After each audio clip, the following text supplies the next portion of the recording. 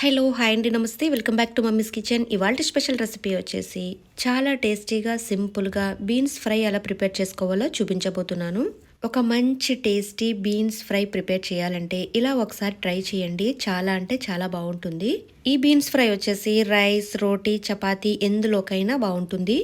ఇక రెసిపీలోకి వెళ్ళిపోదాము. ముందుగా నేను ఇక్కడ 1/2 కిలో వరకు ఫ్రెంచ్ బీన్స్ తీసుకున్నానండి. నీట్గా క్లీన్ చేసుకుని చూసారు కదండి, ఇలా చిన్న చిన్న ముక్కలుగా కట్ చేసుకోవాలి. మరీ పెద్దగా కట్ చేస్తే వేగడానికి టైం పడుతుంది. ఇప్పుడు స్టవ్ వెలిగించుకుని ప్యాన్ పెట్టుకుని 2 టేబుల్ స్పూన్ వరకు ఆయిల్ వేసుకుందాము. 1/2 టీ స్పూన్ వరకు జీలకర్ర వేసుకుందాము.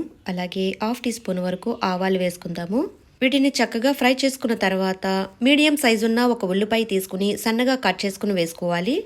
ఉల్లిపాయలు లైట్గా వేయించుకున్న తర్వాత 1/4 టీ స్పూన్ వరకు సాల్ట్ వేసుకుందాము. సాల్ట్ వేసుకుని మిక్స్ చేసుకున్న తర్వాత 3 రెమ్మల వరకు కరివేపాకు వేసుకుందాము. పొడవుగా కట్ చేసుకున్న పచ్చిమిరపకాయలు 3 లేదా 4 వరకు వేసుకుందాము. వీటిని చక్కగా ఫ్రై చేసుకున్న తర్వాత మనం ముందుగా కట్ చేసుకున్న బీన్స్ ని ఇందులో వేసేసుకుందాము. ఇందులో వాటర్ వేయవలసిన అవసరం లేదండి. బీన్స్ లో వచ్చే వాటర్ సరిపోతుంది, చక్కగా మగ్గుతుంది. ఇలా ఒకసారి మిక్స్ చేసుకున్న తర్వాత మూత పెట్టేసుకుని మగ్గించుకుందాము.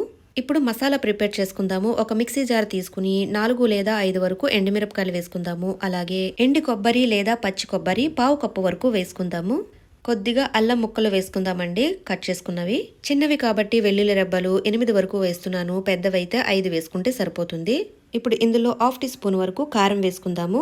మిక్సీ మూత పెట్టేసుకుని చక్కగా గ్రైండ్ చేసుకుందాము. చూసారు కదండి, ఇలా గ్రైండ్ చేసుకుంటే సరిపోతుంది.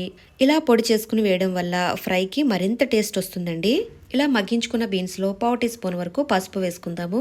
పసుపు వేసుకుని ఇలా మిక్స్ చేసుకున్న తర్వాత మనం ముందుగా గ్రైండ్ చేసి పెట్టుకున్న మసాలాని ఇందులో వేసేసుకుందాము. ఈ మసాలా అంతా కూడా బీన్స్ ముక్కలకి పట్టేటట్టుగా చక్కగా ఫ్రై చేసుకోవాలి.